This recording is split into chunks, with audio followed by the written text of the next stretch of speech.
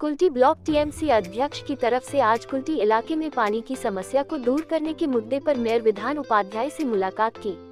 उन्होंने मेयर से कुल्टी इलाके में पानी की समस्या को दूर करने के लिए अनुरोध किया। मेयर विधान उपाध्याय ने उनकी बातों को सुना और कुल्टी सेल आईएसपी को एक चिट्ठी लिखी।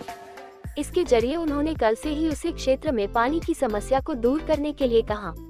इसके साथ ही उन्होंने परसों जिला शासक और सेल एवं कुल्टी के लोगों के साथ एक बैठक करने की बात कही। इस बारे में उन्होंने जिला शासक से बात भी की। इस बारे में जब हमने कुल्टी ब्लॉक टीएमसी अध्यक्ष कंचन राय से बात की तो उन्होंने बताया कि यह बड़ी खुशी की बात है। आज मेयर से मुलाकात कर कुल्टी इलाके में पानी की समस्या को दूर करने के मुद्दे पर चर्चा हुई। उन्होंने कहा कि भाजपा के विधायक डॉक्टर अजय पोद्दार अगले साल चुनाव को देखते हुए कुल्टी इलाके में पानी की समस्या को दूर करने को लेकर नाटक कर रहे हैं। पिछले 5 सालों तक उन्होंने कुछ भी नहीं किया। अब जबकि अगले साल चुनाव होने वाले हैं, वह लोगों को बेवकूफ बनाने के लिए पानी की समस्या को दूर करने के नाम पर आंदोलन करने की बात कह रहे हैं। उन्होंने कहा कि जब सेल द्वारा पानी बंद कर दिया गया था और इसके खिलाफ टीएमसी ने आंदोलन किया था, तब डॉक्टर अजय पोद्दार वहां पर आए और सिर्फ फोटो खिंचवाने के लिए आंदोलन में शामिल हुए। उन्होंने कहा कि ममता बनर्जी के नेतृत्व में जिस तरह से पूरे प्रदेश के साथ साथ कुल्टी इलाके में भी विकास कार्यों को किया जा रहा है, पानी की समस्या को दूर करने का प्रयास किया जा रहा है। उनका पूरा भरोसा है कि टीएमसी ही उस क्षेत्र में पानी की समस्या को दूर करेगी। उन्होंने कहा कि मेयर से मुलाकात हुई है।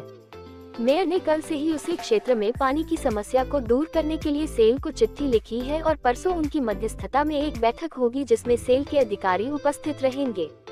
कुल्टी के जनता के प्रतिनिधि के तौर पर वह लोग भी रहेंगे। আপনারা জানেন কুল্টির ইস্কোতে একটা ইস্কো যে কোয়ার্টার শিমুলগ্রাম ওইসব অঞ্চলগুলোতে জলের একটা সমস্যা হয়েছে। ইস্কো কর্তৃপক্ষ দ্বারা যে জলের কানেকশন বন্ধ করার ফলে ওখানকার মানুষ অসহায় জলকষ্টের মধ্যে ছিল। তারপরে আমরা উজ্জ্বল চট্টোপাধ্যায়ের নেতৃত্বে একটা ওখানে আমরা ধর্ণা করি ইস্কোর থেকে, এবং ইস্কো তারপরে একটা সাময়িকভাবে জল চালু করে। কিন্তু এই তীব্র জবদাহের পরে এখন মানুষের অনেক অসুবিধা সৃষ্টি হচ্ছে এবং কর্পোরেশন ওইখানে আমার বিধানদার কাছে এসেছিলাম, আমরা মাননীয় মেয়রের কাছে। তিনি একটা ব্যবস্থা করছেন কর্পোরেশন থেকে সাবমার্শালের, এবং সেটা উজ্জ্বল চট্টোপাধ্যায়কে এবং জানিয়ে দিয়েছেন। এবং তিনি বলেছেন কর্পোরেশনের তরফ থেকে ইস্কো কর্তৃপক্ষকে যে জল দেওয়া চলছে সেটা যেন নিয়মিত 1 ঘন্টা করে প্রতিদিন চলা হয়, তার একটা চিঠি উনি করে দিয়েছেন।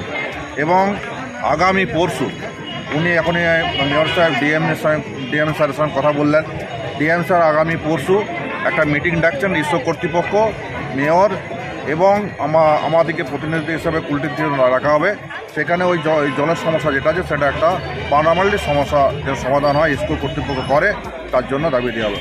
এবং কর্পোরেশন যতদিন না জলটা চালু করছে, মানে কর্পোরেশনের কাজ যতদিন হচ্ছে ততদিন যাতে জলটা রেগুলারাইজ হয়, সেই জন্য মেয়র সাহেব ইস্কো কর্তৃপক্ষ একটা চিঠি করে দিয়েছে। আচ্ছা, জলের অসুবিধা চলছে ওইখানটাতে। ইস্কো যেহেতু ইস্কো সেল, ওখানে জলের পুরোটাই ওরা দেখে, আমরা কর্পোরেশন থেকে দিই না ওখানটাতে। ওখানে স্টোর কোয়ার্টার আছে, সেগুলো জল দেয়।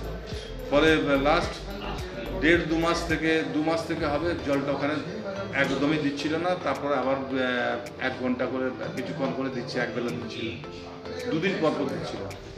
তো এখন আর জল পাচ্ছে না, তাই ওরা আমার কাছে রিকোয়েস্ট করেছিল যে কর্পোরেশন থেকে যদি কিছু করা যায়। আমরা অলরেডি 3টে জায়গাতে প্রায় 70খানা গাড়ি আমরা জল দিচ্ছি কর্পোরেশন থেকে, যেখানে কিন্তু কর্পোরেশনের কোনো লাইন নেই, ওখানে পুরোটাই কিন্তু ইস্কো সেলের লাইন আছে।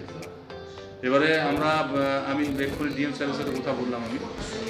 আমি একটা মিটিং অ্যারেঞ্জমেন্ট করার জন্য বলেছি যে ইস্কোর সাথে সেলের সাথে একটা মিটিং অ্যারেঞ্জমেন্ট করবো। তো সেটা পরশু দিন একটা মিটিং ডাকা হয়েছে। মিটিংয়ে আমরা ইস্কোকে রিকোয়েস্ট করবো যাতে জলটাকে কন্টিনিউ প্রসেস ওদের চালায়, এবং আমাদেরকে যদি লাইন ওখানে দিতে হয় তাহলে এনওসি যেগুলো প্রসেস আছে সেগুলো যেটা করে দেবে।